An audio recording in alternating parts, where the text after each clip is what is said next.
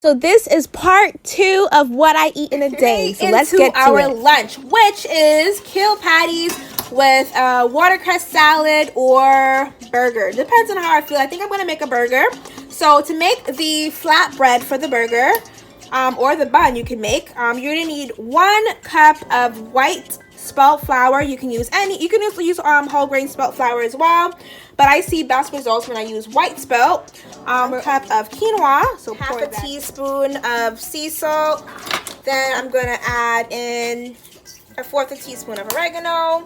That is optional. I just like the herby taste it adds to the flatbread / burger bun, whatever you want to call it. And then I'm gonna eyeball this. So we're gonna also use some cold Perrier water. I'm gonna pour out a cup, a few teaspoons in at a time, and then I'm gonna mix it around. So what we're trying to get is like a dough ball consistency. You can add a host of different herbs into this dough, but I decided just to keep it simple for you guys. A little bit more water.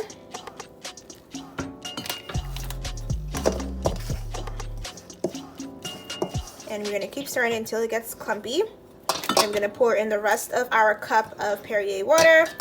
Now is the time. It's gonna get messy. You're gonna put your hands in.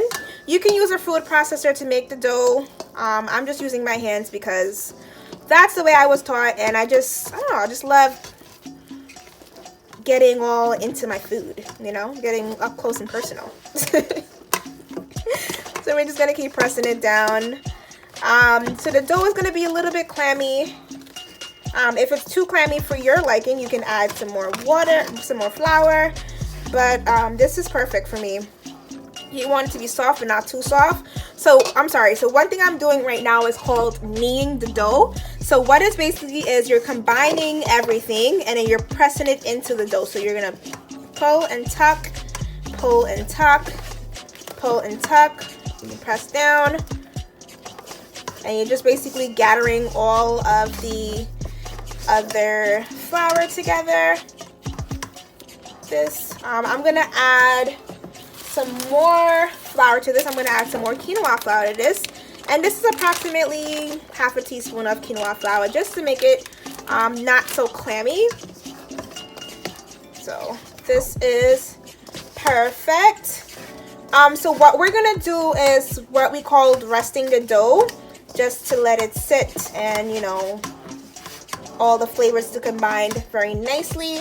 All right, guys, so I'm popping my dough into my Ziploc bag. You can pop this in, you can wrap this with saran wrap. I'm not gonna put this in the refrigerator. I'm actually gonna let it sit outside while I prep the ingredients to make the kale patties. So stay tuned. All right, guys, so for this recipe, of course, we're gonna need kale, and I'm gonna use 2 cups of chopped kale. So I'm gonna chop this up some more.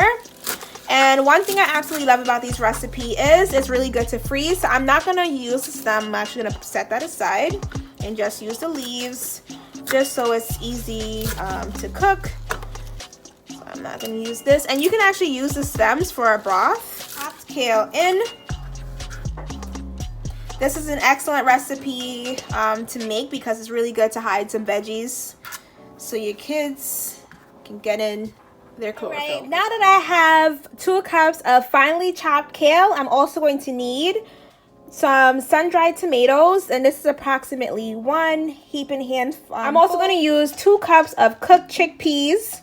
That is optional. So I happen to have some leftover quinoa, so we're going to input 1 heaping cup of quinoa. Add all of your ingredients to your food processor. Pour this in, and this is basically acts as like a binder for it. So we got all that goodness inside, and now we're gonna add in our spices. So we are going to input a teaspoon of sea salt. We're also going to input 1/2 teaspoon of African burro pepper. You can adjust to your liking. Dried onions. I'm going to input about 2 tablespoons of it because I love the flavor it adds. So I'm going to input about a teaspoon of oregano. And then I'm going to pop the top on, and we're going to pulse, pulse, pulse.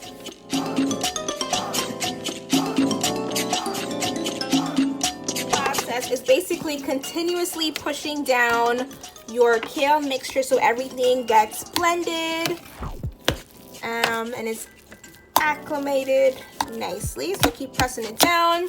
If it needs a little water, add just a little. You don't want to put too much to make it too watery. So I'm gonna put in about a tablespoon of aquafaba, and this is basically the chickpea water. And this is just to help it blend a little bit smoother and quicker for me. So look at how beautiful that's looking already. You can actually eat it like right now. So let me pop the top on and continuously pulse it. Alright guys, so this is the consistency I like to have my patties. Of course you can blend it more. The main point or the main concern you're looking for is to make sure that it clams together so you can be able to form a patty. So this is perfect. This looks so yummy. So I'm going to transfer this into my container, and then I'm going to add in my flour to let it bind a little better. Alright guys, so we are going to transfer our kale mixture right into the container that we originally had them mixed in. Pour all of this in. Let me take this out. So now we're just gonna add some flour. You can use quinoa flour, you can use garbanzo flour. I happen to use some quinoa flour today because that's what I have left over from the bun dough that I made earlier. So we are going to form these into patties. Look at how clammy this is, guys. This is exactly what we're looking for.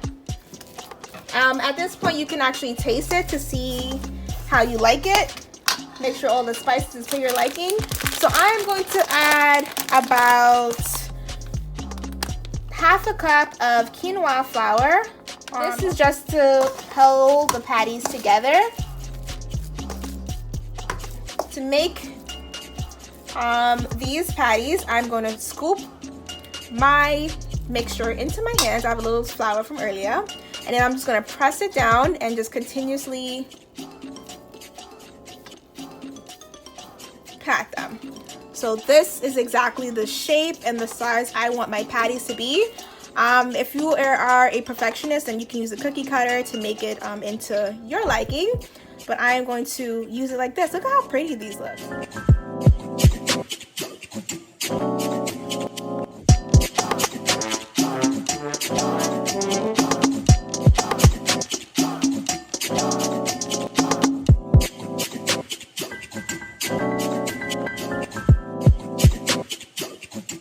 So just to ensure that my patties stick together nicely in the pan and they don't break apart, I sometimes like sprinkle them with a little bit of flour just to make sure it holds its shape while I'm cooking it.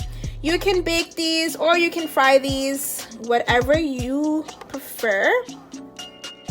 About half a cup of grapeseed oil into your favorite pan. Make sure it's hot, and then you're going to input your kale patties. Fry them at least for 1 minute to 30 seconds on each side. Just keeping in mind and making sure that it's browning nicely, and that's it.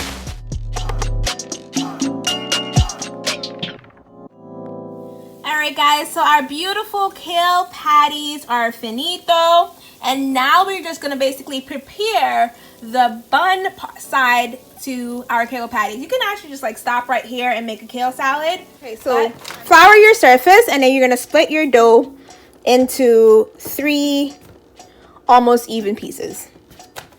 Alright, so let me add some more flour. I'm going to put some flour on your dough just so it doesn't stick to the surface and it's just easier to maneuver. Alright, so we are going to get our rolling pin and we're going to roll this out. So this really depends on how thin or thick you like your bun to be. And I'm also going to continuously flip it throughout. I'm rolling it just to ensure that it's not sticking,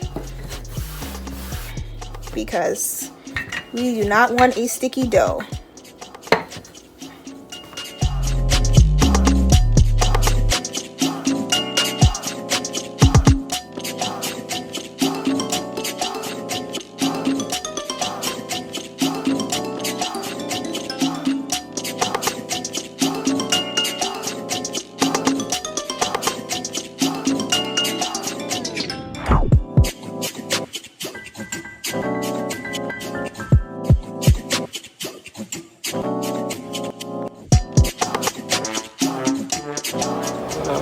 Alright guys, so we're going to add about a tablespoon of grapeseed oil into our cast iron pan. And this is just to get it, you know, coated. Alright. And then we're going to take a paper towel and just hang it around like so. Add your bun to your cast iron pan and be sure to flip it 30 seconds to a minute on each side until it's nice and brown.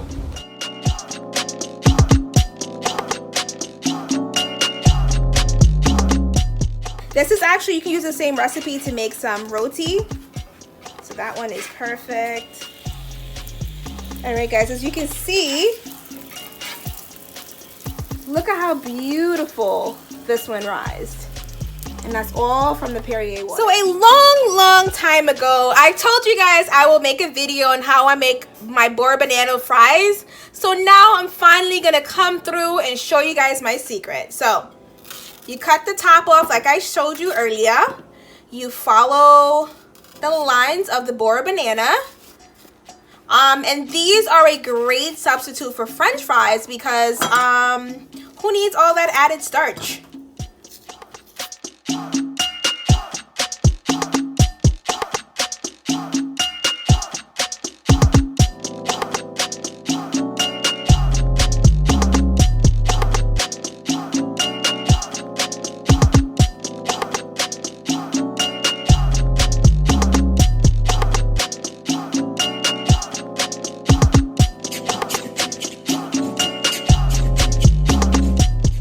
Add a tablespoon of grapeseed oil into your pan. Wait until it's hot, and then you're going to add in your Burro banana fries. Be sure to let it cook for 30 seconds to a minute on each side and flip them halfway through.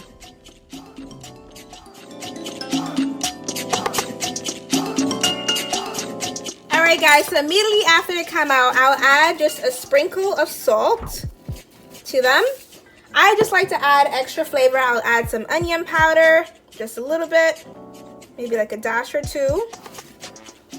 Then I am going to add in some cayenne pepper, just a dash. Again, you don't need this. This is just optional. I just like to add flavor to it, and some oregano, and that's it. There you have it, some electric Burro banana fries. These are gonna go so great with the burger. Lovely cheese sauce. You're gonna use 2 cups of walnuts. You're gonna need 1 cup of Brazil nuts. You're then gonna need 1 teaspoon of sea salt, 2 tablespoons of onion powder, or as much as you can tolerate, 1 teaspoon of oregano. You're then going to need 1 teaspoon of dill weed, 1 teaspoon of basil, and 1/4 teaspoon of cayenne pepper. Adjust to your liking, okay?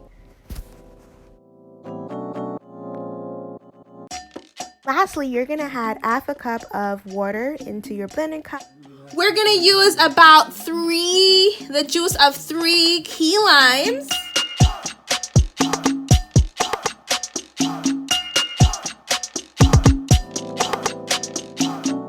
Be sure to add more water and continuously press it down so the blender can make it nice and smooth. This cheese sauce. Let me just give you guys an inside of what it looks like.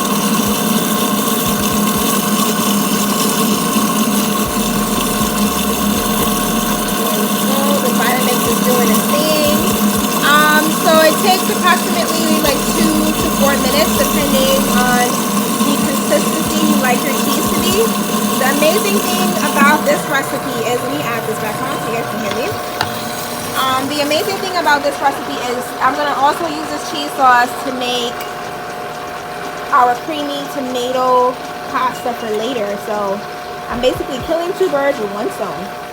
Alright guys, so this is what my cheese sauce look like.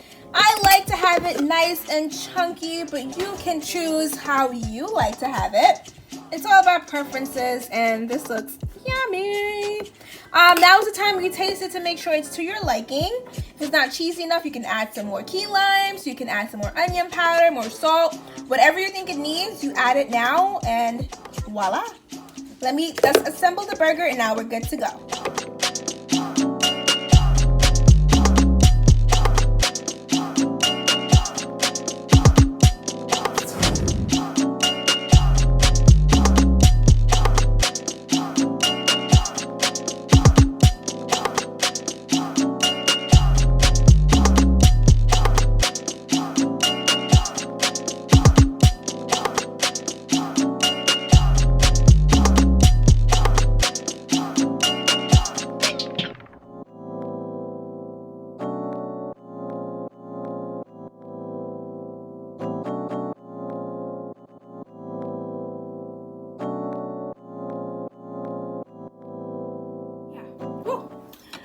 Our kale patty burger, along with some Burro banana fries. My God. All right. So we're gonna get an honest review of our spicy kale patty burger. See, she tried to make this and not tell me she was making this. She will never do that again. What do you think? Is it good? No, it's horrible. Oh my God, folks, you don't know. I'm licking the napkin that hasn't been. No, seriously. Okay, I'm not going to pick it off the floor, but.